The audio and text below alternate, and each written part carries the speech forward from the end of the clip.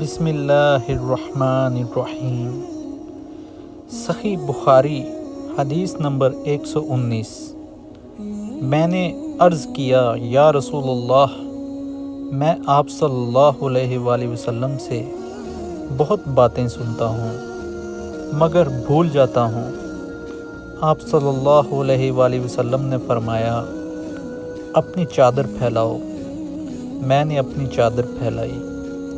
آپ صلی اللہ علیہ وآلہ وسلم نے اپنے دونوں ہاتھوں کی چلو بنائی اور میری چادر میں ڈال دی۔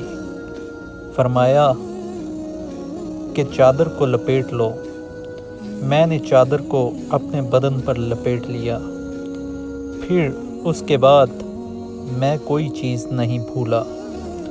ہم سے ابراہیم بن المنذر نے بیان کیا، ان سے ابن ابی فدیق نے اسی طرح بیان کیا کہ یوں فرمایا کہ اپنے ہاتھ سے ایک چلو اس چادر میں ڈال دی۔ صحیح بخاری حدیث نمبر 120۔ میں نے رسول اللہ صلی اللہ علیہ وآلہ وسلم سے علم کے 2 برتن یاد کر لیے ہیں، ایک کو میں نے پھیلا دیا ہے اور دوسرا برتن اگر میں پھیلاؤں تو میرا یہ نرخرا کاٹ دیا جائے۔